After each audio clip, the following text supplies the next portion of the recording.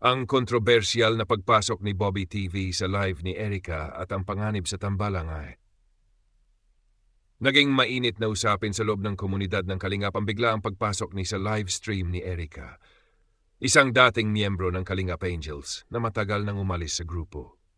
Ang insidenteng ito ay nagdulot ng pangamba at tensyon, lalo na sa mga taga-suporta ng EDC, Erica Derek Connection, na ngayon ay kilala bilang IDSAE, Idol Derek Santos and Erica. Ano ang nangyari? Sa hindi inaasahang pagkakataon, nagkomento at nagparamdam si Bobby TV sa live ni Erica at doon ay ipinahayag umano ang kagustuhang ibalik si Erica sa Team Kalingap. Ayon sa ilang netizens, ito ay maituturing na delikado, lalo na't naging kontrobersyal si Erica sa kanyang pag-alis at ang pagkawala ng suporta mula sa ilang sponsor. Reaksyon ng komunidad. Mga taga-suportan, agad na nag-react ang mga loyal fans ng tambalang IDCE. Marami ang nagalit at nadismaya sa ginawa ni Bobby TV dahil anila, maaring ito raw ay magdulot ng pagkasira sa tambalan nina Erica at Derek. Isa pa, pinaniniwalaan nilang may intensyon si Bobby na muling paglapitin ng dalawa, Erica, bagay na maaring makasira sa kasalukuyang samahan at suporta ng IDC. Mga basher at reactor. Matindi ang pagpuna kay Bobby TV, lalo na't pinasok niya ang live ng isang dating miyembro na hindi na bahagi ng grupo. May ilan pa nang nagsasabing siya raw ang posibleng maging dahilan ng gulo sa loob ng Kalingap community.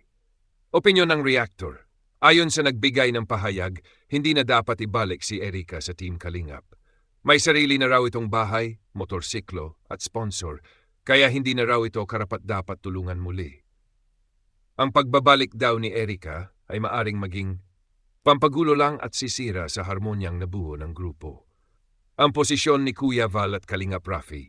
Bagamat may mga agam-agam, sinabi ng taga-salaysay na nasa desisyon pa rin nina Kuya Val Santos Matubang at Kalingap Rafi Feberman kung ibabalik si Erica. Ngunit mariin ang panawagan ng karamihan na huwag na itong ibalik para sa kapakanan ng grupo at ng mga taga-suporta ng IDSAE. Konklusyon, ang simpleng pagkomento ni Bobby TV. Sa live ni Erica ay nagbukas muli ng lumang issue, pagkakawatak-watak, pagpasok ng hindi inaasahan, at ang delikadong posibilidad ng pagkasira sa isang matatag na tambalan. Para sa mga taga-suporta ng IDSAE malinaw, huwag na sanang ibalik si Erica sa Kalingap upang mapanatili ang katahimikan at pagkakaisa ng grupo.